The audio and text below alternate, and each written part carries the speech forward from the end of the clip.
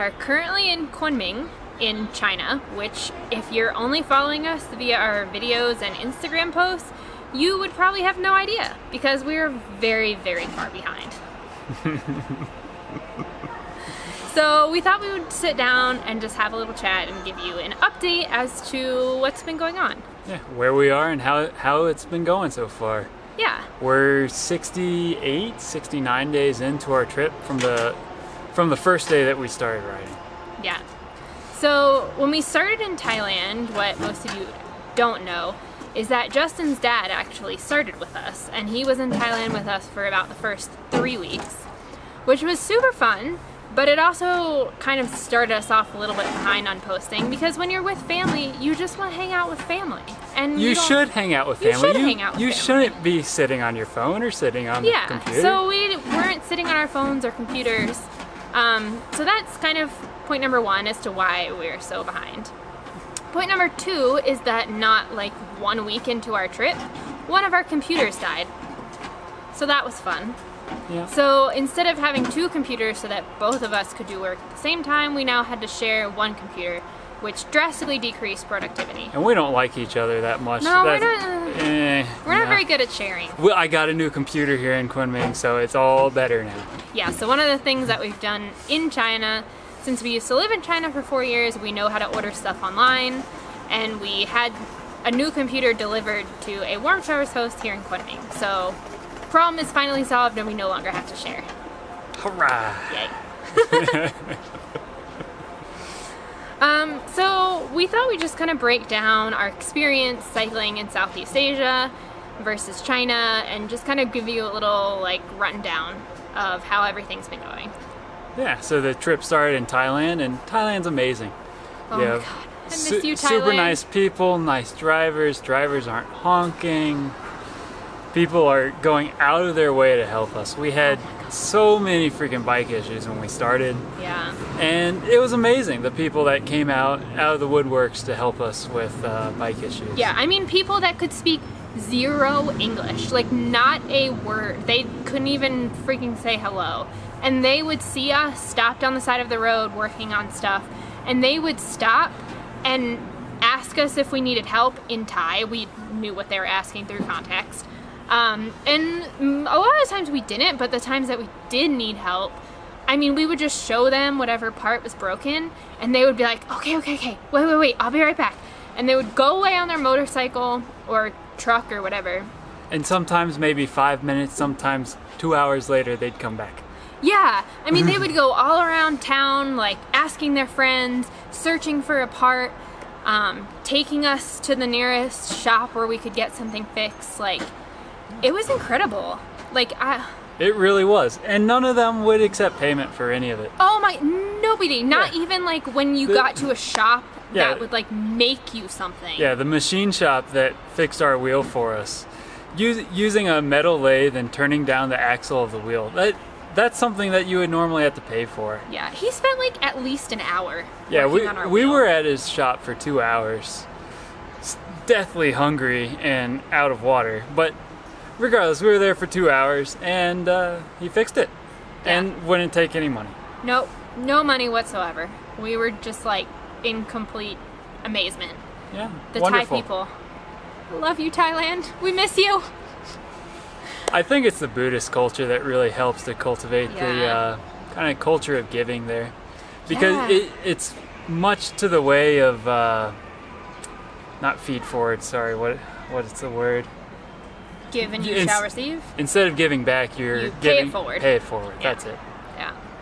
Yeah, they're all about paying it forward in Thailand, and it's just amazing, and it makes you pay it forward as well. So we've just totally fell in love with the Thai culture and the people just are what made Thailand so amazing. Because honestly, like, the scenery in comparison with Laos, Vietnam, and China, which are the countries that we've been to so far, is not that amazing. Yeah, we skipped out on the part that was supposed to be the best part of riding in Thailand, which is all the really steep mountains up near the north. Yeah. But we didn't have time on the visa, and they were really steep, so we skipped it. Yeah. So we didn't really see that much amazing scenery, but we did see the most amazing temples that I've ever seen. I mean, Thailand goes all out on their temples. Yeah, and when you compare it to Laos, when we reached Laos, the Laos temples were just not even worth looking at. No. All the ones in Thailand, they have this beautiful, like, colored mirrored glass all over them. So it looks really, really shiny, really cool. And lots of gold, like actual gold. Yeah, some flake Some gold. actual gold, Some gold, paint. some paint gold. Yeah. Lots of little flakes about this big. They had little squares of gold that you could stick on the different monuments. And I don't know what it was for, but it looked kind of cool. Yeah. And in terms of cycling in Thailand, road quality was amazing. They have great infrastructure. Yes, you do have to ride on the left, so know that if you come from a country that doesn't drive on the left-hand side of the road, which is most of the world. But that only takes a little bit of time to get used to. Yeah, it doesn't take hardly any time to get used to. And drivers in general are super courteous. Nobody honks at you. It's just a really nice cycling experience. The only thing was there, like Justin had said earlier, there are some really, really steep gradients in Thailand, so just kind of pick your routes wisely. Good roads, but just really steep. And as for cycling, you need a lot of food to supply your energy. And the food was spectacular. The portions are, they're too small. I come from the US. I want big freaking plates of heavy food. Yeah. And Thailand, Laos, Vietnam, even China, you get small little plates of not nearly enough food. So I'm eating 2 or 3 dishes at a meal to get enough food. Yeah, but at least the food was really good. And it was cheap. Yeah, so and it was really cheap. Being cheap, I didn't feel so bad about ordering 2 or 3 dishes. You just kind of feel like a fat ass when everybody else is eating their one dish and you're like up to the waiter like, can we have 1 more? 2 more? Yeah. Yeah. It was funny compared with Vietnam. They were really confused when you ordered a second or a third dish. Yeah. It's like, why would you order a second one? Yeah. Because I'm a fat ass. I need more food. Look at me. Because we're cycling. But yeah, in Thailand, they didn't care when you ordered more. They were just like, yeah, no problem. I'm hungry. Yeah. And amenities in Thailand are great. Like, I mean, I think every hotel we stopped at in Thailand had AC. Yeah, if I remember. They should. It was 100-something degrees outside, every blazing hotel hot. had AC. Every hotel had Wi-Fi. Every hotel had a Western toilet. Western toilet is amazing. I hate squat toilets. Yeah, we are so over the squatty potty. They're so stupid, and their whole bogus idea of they're more sanitary is completely false. Yeah. So you never have to worry about that in Thailand. There will always be a Western toilet, AC, Wi-Fi. A lot of places, the hotel owners or receptionists or whatever could at least speak a little bit of English. So we never had trouble like checking into hotels in Thailand. Yeah. And they even let us check in at like 10 a.m. because we would start cycling at about 5:30 in the morning because it was so insanely hot. Yeah, I think it's the earliest we started was like 5:15. Yeah. And it was nice. It was like 55, 60 degrees in the morning. Yeah. And by the time you got to 11 o'clock, it was 95 or 100. So we Yeah. were trying to end at 9:30 or 10. Yeah. We would just like roll up to a hotel at like 10 a.m. and be like, you got a room? And we never had an issue. Yeah. So that was amazing. Spectacular. Yeah.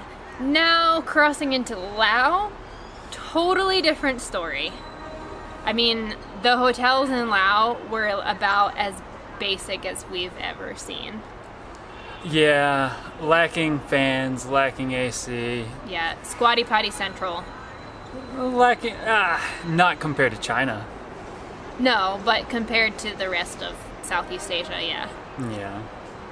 No Wi-Fi. We went through about a 3 or 4 day stretch where there was no Wi-Fi and no service. Come on, this is 2019. That's completely unacceptable. Wi-Fi is a basic need of society. Yeah. Not true. But when you're a content creator, you're hoping for more Wi-Fi. Yeah.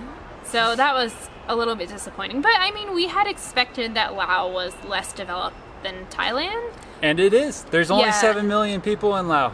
Yeah, it And was you pretty- cross the border to Vietnam, which is not hardly any bigger, and there's 97 million people. Yeah, so Laos is pretty drastically less developed than, definitely than Thailand and even than Vietnam. A lot of people living in bamboo huts on the side of the mountain. Yeah. It was kind of sad. Like you'd ride it was cool riding up the mountain and you see all these bamboo huts, but sad that a lot of the times during the rainy season, that side of the mountain washes away and all those bamboo huts go with it. Yeah, there's a lot of landslides. Yeah, it's mountainous. Yeah, I mean, what can you do? Yeah, when you burn all the trees away and it gets all open, then you create the landslides. So yeah, and I wonder if all the burning that they do in Laos doesn't contribute to that. Yeah, Because if you're taking away the jungle. So when we were riding through Thailand and Laos, it was what they call the burning season or the smoky season, which is basically, apparently, it's at the end of the dry season, and the farmers, I assume it's the farmers, burn the mountainsides to clear land for farming. it's the easiest, quickest way to do it. Yeah. So in Thailand, we never actually saw that happening. We just had really poor air quality. Yeah, I mean, we saw some fields burning, but not really up close. Yeah. And not very much. Yeah. Whereas in Laos, I mean, we actually saw the fires. We not just saw the smoke, but actually saw the fires. We Yeah. rode past fires on the side of the road, which is always fun when it's 100 degrees outside. Oh, it's so hot. So hot. Yeah. So that was fun. Yeah, I mean, cycling in Laos, It's good. it's good. I mean, it's just expect it to be a lot more rustic than Yeah. Thailand or the rest of South. Well, I wouldn't say the rest of Southeast Asia because Myanmar is pretty rustic too. But Enjoy the ride. Enjoy Yeah. the journey. yeah, Don't worry about the amenities. Yeah, don't worry about the amenities. Unfortunately, you're gonna have to deal with not very good food quality, which kind of sucks as a cyclist. The food's actually a lot better than Kara thinks it is. I thought the food there was perfectly acceptable. It's basically Thai food, except not as good, Yeah. but still 100 times better than when you cross into Vietnam, where it just goes. Yeah. The people in Laos, I mean, they were nice, very, very nice people, but they're not out of the way friendly and hospitable like they were in Thailand, I would say. Yeah, they're nice and helpful though.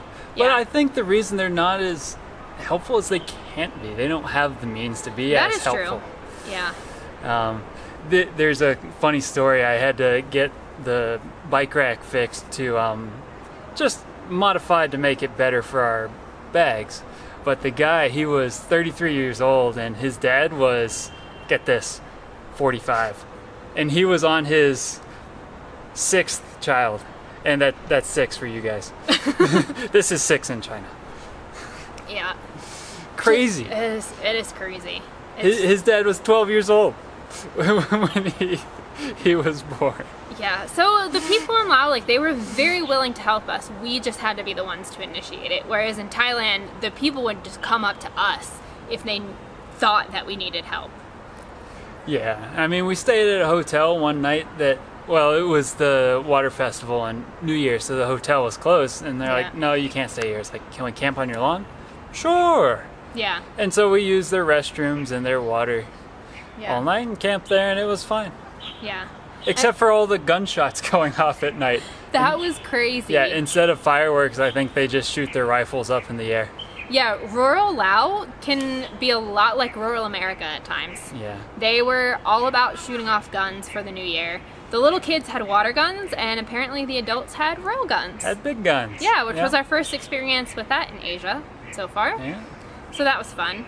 But then on the actual day of the New Year, we spent Lao New Year's Day in Phon Savan, and we actually got invited by our hotel owner's family to come have New Year dinner with them. So that was very interesting. We couldn't talk to really anybody except for the one person that spoke a little bit of English. But we got a nice meal out of it. They tried to convince us to do karaoke.